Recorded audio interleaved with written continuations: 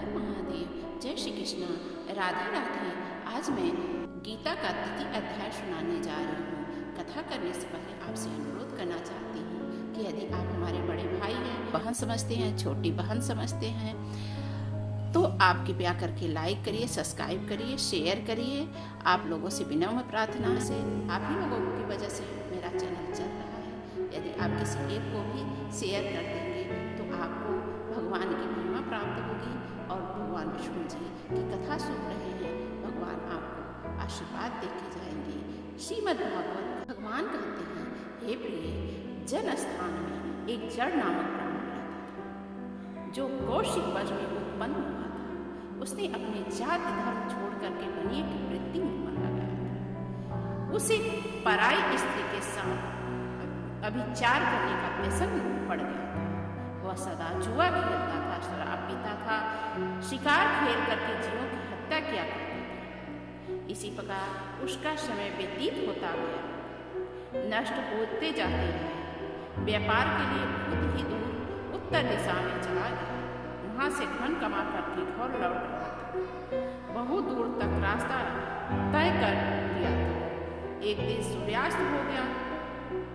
सूर्यास्त हो जाने पर जब दसों दिशाओं में अंधकार फैल गया, तब एक वृक्ष के नीचे उसे लुटेरों ने धर दबोचा और शीघ्र ही उसके प्राण ले लिए।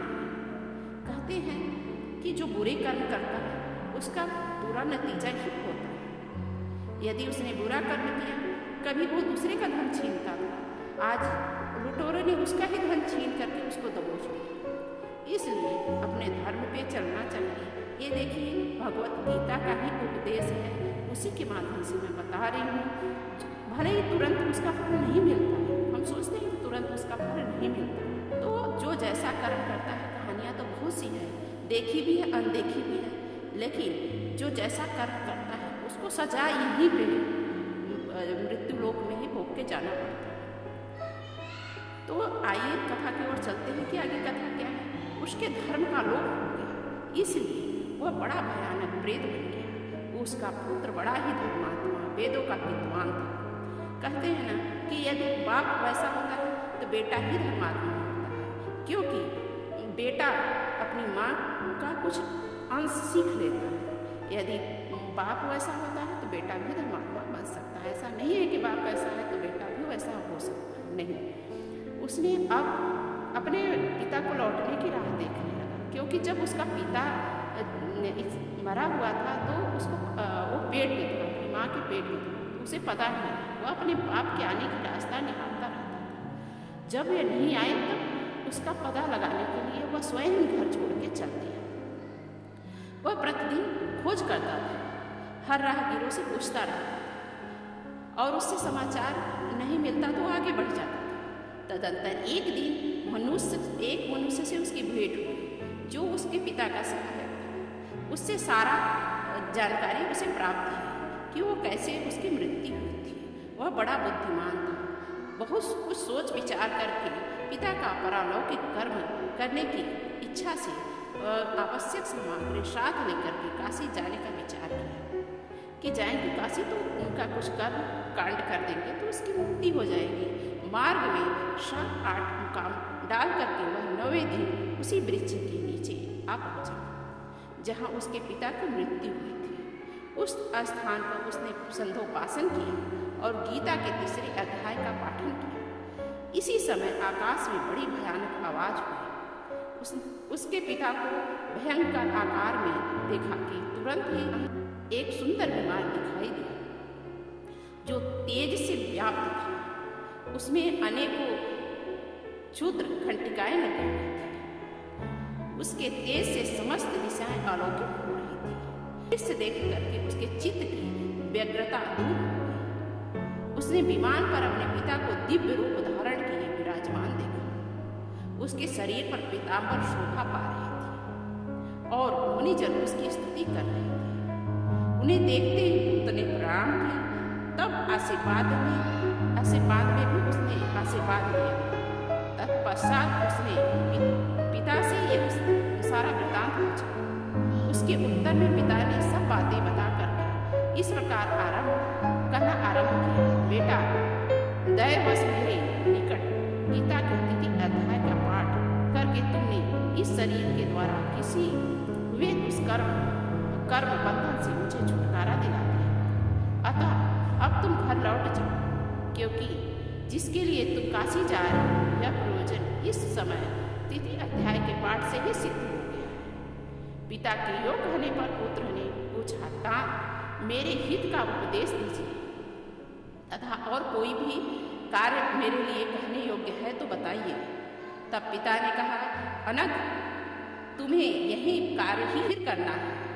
मैंने जो कर्म किए हैं वही मेरे भाई ने भी किए हैं। इससे वो घोर नरक में पड़े हैं, उनका भी तुम्हें उद्धार करना चाहिए तथा मेरे कुल के और भी जितने लोग नरक में पड़े हुए हैं उनका सबका भी तुम्हारे द्वारा उद्धार हो जाना चाहिए। यही मेरा मनोरथ है। बेटा, जिस साधन के द्वारा तुमने मुझे संकट से छुड़ाया है उसी अनुष्ठान औरों के लिए भी करना उचित है। उसका अनुष्ठान करके उससे होने वाला पूर्ण नारकी जीवों संकल्प कर दो। इससे वे समस्त पूर्वज मेरी ही तरह यातना से मुक्त होकर के फलस्वरूप काल में ही स्वल्काल में ही विष्णु लोक को परम लोक को प्राप्त हो जाएंगे।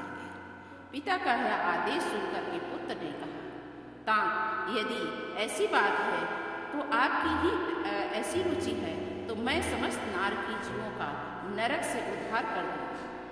यह सुनकर के उसके पिता बोले, बेटा एवमस्तु, तुम्हारा कल्याण हो, मेरा अत्यंत प्रिय कार्य संपन्न हो गया। इस प्रकार पुत्र को आश्वासन देकर के उसके पिता भगवान विष्णु के धाम चले गए।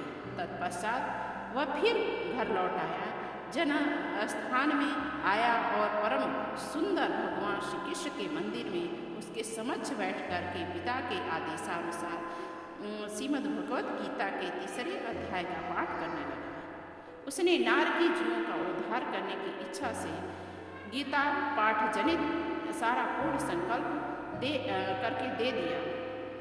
इसी बीच में भगवान विष्णु के दूत यातना भोगने वाले नरक की जीवों को छुड़ाने के लिए यमराज के पास गए। यमराज ने नाना प्रकार के सत्कारों से उनका पूजन किया और कुशलता पूछी। वे बोले, धर्मराज, हम लोग के लिए सबको आनंद ही आनंद है। इस प्रकार सत्कार करके पितृलोक के सम्राट परम बुद्धि यम ने विष्णु दूतों से यम लोकों में आने का कारण पूछा। तब विष्णु दूतों ने कहा, यमराज, शेष शय्या पर शयन करने वाले विष्णु भगवान ने हम लोगों को आपके पास कुछ संदेश देने के लिए भेजा है। भगवान हम दोनों लोगों के मुख से आपकी कुशल पूछते हैं और आज्ञा देते हैं कि आप नरक में पड़े हुए समस्त जीवों को छोड़ दें। अमित तेजस्वी भगवान विष्णु यह आदेश सुनकर के यम ने मस्तक झुका करके उसे स्वीकार किया और मन ही मन कुछ सोचा। तत्पश्चात मदोन्त नारकी जीवों के नरक से मुक्त देख करके उसके साथ ही भगवान विष्णु के वास स्थान को चले गए। यमराज श्रेष्ठ विद्वान के द्वारा जहाँ क्षीर सागर है वहाँ जा पहुँचे। उसके भीतर कोटि कोटि सूर्य के समान कांति मान नील कमल दल के समान श्याम सुंदर लोग नाथ जगत गुरु श्री हरि का उन्होंने दर्शन किया। भगवान का तेज उनकी सया बने हुए शेषनाग के प्रभु की मड़ियों के प्रकाश से दुगुना हो रहा था। वे आनंद युक्त दिखाई दे रही थी। उनका हृदय प्रसन्नता से परिपूर्ण था। भगवती लक्ष्मी अपनी सरल चितमन से प्रेम पूर्वक उन्हें बार बार निहार रहे थे और चारों योगी जन भगवान की सेवा में खड़े थे। ध्यानास्थ होने के कारण उन योगियों की आंखों के तारे निश्चल प्रतीत हो रहे थे। देवराज इंद्र अपने विरोधियों को परास्त उद्देश्य से भगवान की स्तुति कर रहे थे। ब्रह्मा जी के मुख से निकले हुए वेदांत वाक्य मूर्तिमान होकर के भगवान विष्णु के गुणों का गान कर रहे थे। भगवान संपूर्ण संतुष्ट होने के साथ ही समस्त योनियों ओर से उदासीन प्रतीत होते थे। जीवों में से जिन्होंने योग साधन के द्वारा अधिक पूर्ण संचय किया था, उन सबको एक साथ ही वे कृपा दृष्टि से निहार रहे थे। भगवान अपने स्वरूप मूल अखिल चराचर जगत को आनंदपूर्ण दृश्य से आमोदित कर रहे थे। शेषनाग की प्रभा से उदासीन और सर्वत्र व्यापक दिव्य विग्रह धारण किए नीलकमल के सदृश श्याम वर्ण वाले श्री हरि ऐसे जान पड़ते थे मानो चांदनी से घिरा हुआ आकाश सुशोभित हो रहा। इस प्रकार भगवान की झांकी के दर्शन करके यमराज अपनी विशाल बुद्धि के द्वारा उनकी स्तुति करने लगे। यमराज बोले, संपूर्ण जगत का निर्माण करने वाले परमेश्वर, आपका अंतःकरण अनंत निर्मल है। आपके मुख से वेदों का प्रादुर्भाव हुआ है। आप ही विश्व स्वरूप और विधायक ब्रह्म हैं। आपको नमस्कार है। अपने बल और वेग के कारण जो अत्यंत प्रतीत होते हैं, ऐसे ध्यान वेदों का अभिमान चूड़ करने वाले भगवान विष्णु को नमस्कार है। पालन के समय सत्वमय शरीर धारण करने वाले विश्व के आधारभूत सर्वव्यापी श्री हरि को नमस्कार है। समस्त देहधारियों की पालक राशि को दूर करने वाले परमात्मा को प्रणाम है, जिसके ललाटवर्ती नेत्र के तनिक सा खुलने पर भी आग की लपटें निकलने लगती है। उन रुद्र रूपधारी आप परमेश्वर को नमस्कार है। आप संपूर्ण विश्व के जगत आत्मा और महेश्वर हैं, अतः समस्त वैश्वर जनों को संकट से मुक्त करके उन पर अनुग्रह करते हैं। आप माया से विस्तार को प्राप्त हुए हैं। अखिल विश्व में व्याप्त होकर भी कभी माया अथवा उससे उत्पन्न होने वाले गुणों से मोहित नहीं होते। माया तथा माया जनित गुणों के बीच स्थित होने पर भी आप उन सब में किसी का प्रभाव नहीं पड़ता। आपकी महिमा का अंत नहीं है, क्योंकि आप असीम हैं। फिर आप वाणी के विषय कैसे हो सकते हैं?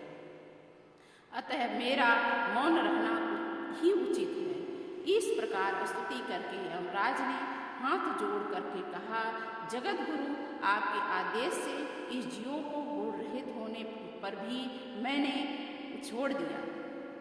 अब मेरे योग कोई कार्य बताइए। उनकी योग कहने पर भगवान मधुसूदन मेघ के समान गंभीर वाणी द्वारा मानो अमृतसर रस से सींचते हुए बोले, धर्मराज, तुम सबके प्रति समान भाव रखते हुए लोगों का पाप से उद्धार कर रहे हो। तुम पर देहधारियों का भार रखकर मैं निश्चय हूँ। अतः तुम अपना काम करो और अपने लोग जाओ। यों कहकर भगवान अंतर्ध्यान हो गए। यमराज भी अपनी पुरी को लौट गए। तब वह जाति के समस्त नागरी जीवों के उद्धार के लिए स्वयं श्री श्रेष्ठ विमान द्वारा श्री विष्णुधाम लोक को चले गए। तो यह कथा रही पद्भगवत का 3 अध्याय। यदि अच्छा लगा हो तो आप बेल आइकन को जरूर प्रेस कर दीजिए, जिससे कि श्रीमद् भागवत का मैं 4th अध्याय 4था अध्याय लेके आऊँ तो आप उसको श्रवण कर सकें। ओम हर हर महादेव। जय श्री कृष्णा। राधे राधे।